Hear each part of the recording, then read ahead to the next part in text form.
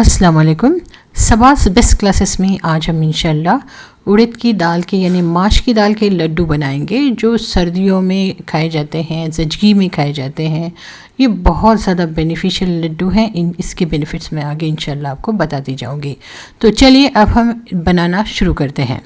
तो सबसे पहले हम यहाँ पर 500 ग्राम गोंद ले रहे हैं। आप चाहें तो धौंडे का गोंद लीजिए या आम का। और फिर यह मैंने 500 ग्राम खजूर ली है। सूखी खजूर को आप गुठली निकाल लें और इसे फोड़ लें, फोड़ कर इसे बारीक कर लें। अब हमने इसका पाउडर भी बनाना है। देखिए यहाँ 250 ग्राम बादाम है, यानी 250 ग्राम हमने बादाम लिए। 100 ग्राम हमने सनफ्लावर सीड्स लिए हैं, यानी सूरजमुखी के जो बीज होते हैं वो लिए हैं। और 100 ग्राम हमने मेलन सीड्स यानी तरबूज के बीज लिए हैं।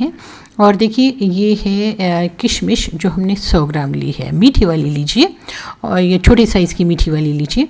और 100 ग्राम देखिए यहाँ पे मैंने पम्पकिन सीड्स लिए हैं, यानी कद्दू के बीज। ठीक है, तो और ये देखिए 100 ग्राम ये ककड़ी के बीज है, या फिर आप खरबूज के बीज ले लें।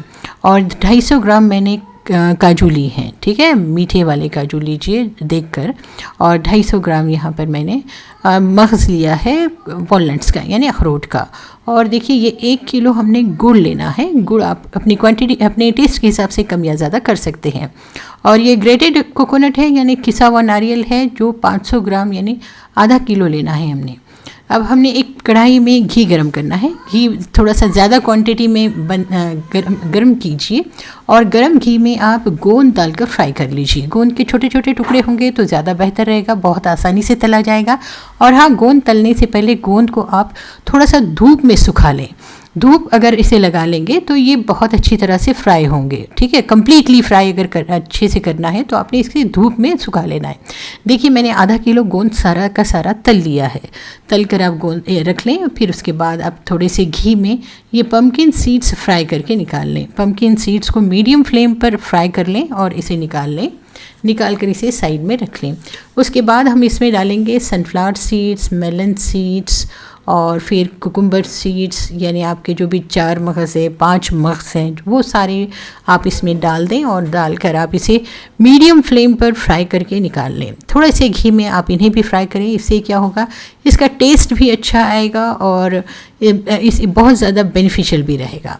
अब इसके बाद थोड़े से घी में आप फिर से काजू के टुकड़े फ्राई कर लें, यानी काजू को हमने बारीक बारीक कट कर लिया है। कट करके आप इसे फ्राई कर लें। मीडियम फ्लेम पर आप इन्हें फ्राई कर लें, बहुत ज़्यादा ब्राउन ना करें, बस हल्का सा लाइट ब्राउन करके आप इसे निकाल लें। ठीक है, उसके बाद आपने देसी घी गरम करना है। उसमें फिर से कटे हुए बादाम, यानी जो बादाम मैंने आपको बताए थे उसे मैंने कट कर लिया है। कट करने के बाद आप इन्हें भी फ्राई करके निकाल लें। ठीक है, तो ये सारे नट्स हमने फ्राई करने हैं, लेकिन मीडियम फ्लेम पर। इसे जलाना नहीं है और ना ही इसे डार्क ब्राउन करना है।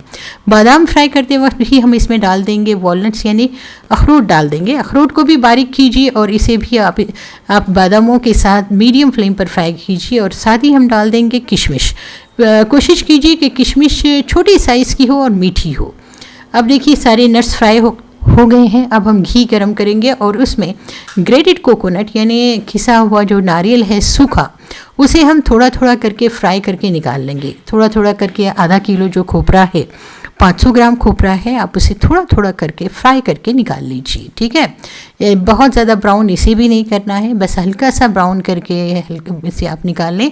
अब घी लीजिए और घी गरम कीजिए और इसमें 1 किलो उड़द की दाल को अच्छी तरह से साफ़ कीजिए और फिर इसे आप फ्राई कर लीजिए।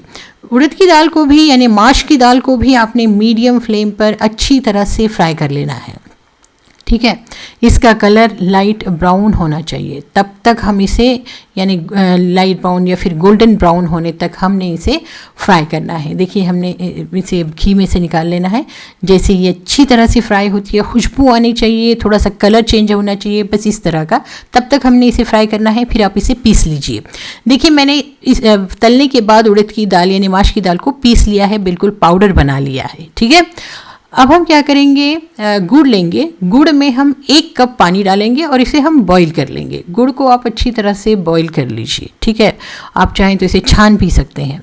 अब देखिए जितने भी सारी नट्स गोंद वगैरह है तले हुए मैंने एक प्लेट में रखे हैं। गोंद है तला हुआ, कद्दू के बीज, काजू और 4 मगज़, अखरोट, बादाम और खोपरा यानी सूखा नारियल और पाउडर किया हुआ काजू, यानी काजू को बिल्कुल मैंने पाउडर कर लिया है। अब इसके बाद हम इसमें डालेंगे पिसी हुई हरी इलायची, यानी हरी इलायची का पाउडर 1 टेबल स्पून डालिए और सारी चीज़ों को अपने हाथों से मिक्स कीजिए और मिक्स करते वक्त गोंद को थोड़ा सा अपने हाथों से क्रश करते जाइए। ठीक है, हमने इसे मिक्स करना है और साथ में गोंद को अपने हाथों से क्रश भी करना है। बहुत ज़्यादा बारीक क्रश करने की ज़रूरत नहीं, बस हमने इसे क्रश करना है। फिर उसके बाद आप इसमें डाल दीजिए उड़द दाल का पाउडर, यानी माश की दाल का पाउडर डाल दीजिए। जो हमने फ्राई करके पाउडर बनाया था वो पाउडर इसमें मिक्स कर लीजिए। सभी चीज़ों को आपने अच्छी तरह से अपने हाथों से मिक्स कर लेना है। ठीक है, इसे अच्छी तरह से मिक्स कर लीजिए। देखिए अब हम इसमें ऐड कर रहे हैं जैगरी का सिरप, यानी गुड़ की जो चाशनी हमने बनाई थी वो आप इसमें ऐड कर दें। ठीक है, हमने गुड़ की चाशनी इसमें ऐड कर दी और फिर अब गरम गरम में ही आप इसके लड्डू बनाना शुरू कर दें। इस तरह से आपने इसके लड्डू बनाने हैं। देखा आपने, बस इस तरह से लड्डू बना लीजिए। सारे लड्डू गरम गरम में ही बनाइए। आप चाहें तो हाथों पर थोड़ा सा घी लगा कर बनाएं ताकि ये अपने हाथों पर चिपकनी ना पाए। बस इस तरह से या जो भी साइज़ के आपको पसंद है उस वैसे लड्डू बना लें। देखिए हमने ये सारे लड्डू बना लिए हैं और अब आप इसे किसी स्टील के कंटेनर में या ग्लास कंटेनर में इसे आप रख दें और आप इसे 1 महीने तक स्टोर करके रख सकते हैं। देखिए कितना ज़बरदस्त है। आप इसे सुबह सवेरे या किसी भी वक्त एक गिलास दूध के साथ खा सकते हैं।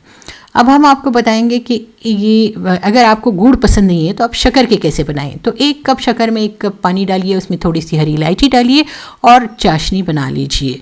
यानी हमने इसकी चाशनी बनाकर रेडी कर लेना है। उसके बाद हम जो भी मसाले यानी जो भी नट्स, ड्राई फ्रूट्स और गोंद वगैरह जो भी हमने वो सारी गुड़ वाले लड्डू के लिए लिए थे वो सारे हमने थोड़े से इसमें लिए और साथ ही उड़द की दाल पिसी हुई भी मिलाई। बस वो सारी चीज़ें हमने मिक्स करना है और इसमें हम बस शक्कर की चाशनी मिक्स करेंगे और शक्कर की चाशनी मिक्स करके हम सेम उसी तरह से यानी जिस तरह से हमने गुड़ के लड्डू बनाए थे बस उसी तरह से हमने शक्कर के वाले लड्डू भी बनाने हैं। बस इसे मिक्स करना है और उसके बाद गरम गरम में ही हमने इसके भी लड्डू बना लेने हैं। अपने हाथों पर घी लगाएं या फिर पानी लगाकर इस तरह से इसके लड्डू बना लें। तो अगर आपको गुड़ वाले नहीं पसंद है तो आप शक्कर वाले बना सकते हैं, लेकिन गुड़ वाले आपके लिए ज़्यादा बेनिफिशियल रहेंगे क्योंकि ये लड्डू इतने ज़्यादा बेनिफिशियल है कि इसे अगर आप हर रोज़ खाएंगे सर्दियों के दिनों में तो आपके घुटनों का दर्द, आपके जोड़ों का दर्द सभी के लिए बहुत ज़्यादा फ़ायदेमंद रहेगा और साथ ही ये बहुत ज़्यादा एनर्जेटिक भी रहेंगे। तो आप इन्हें बनाएं किसी स्टील के डब्बे में या फिर ग्लास जार में स्टोर करके रखें। 1 महीने तक, 1.5 महीने तक बिल्कुल भी ख़राब नहीं होंगे। हर रोज़ आपके लिए ये सर्दियों के दिनों के लिए एक बेहतरीन नाश्ता है। इसके साथ अगर आप 1 गिलास दूध पी लें तो क्या कहने। तो कहीं कैसी लगी आपको ये रेसिपी अगर आपको पसंद आई है तो वीडियो को लाइक कीजिए, शेयर कीजिए और अगर अभी तक मेरे चैनल को आपने सब्सक्राइब नहीं किया है तो सिर्फ एक बार सब्सक्राइब करके बेल आइकॉन भी ज़रूर प्रेस कीजिए ताकि मेरी रेसिपीज़ के नोटिफिकेशंस आपको मिलते रहें। इंशाल्लाह फिर मिलती हूँ एक नई और यूज़फुल रेसिपी के साथ। Thanks for watching सबास best classes.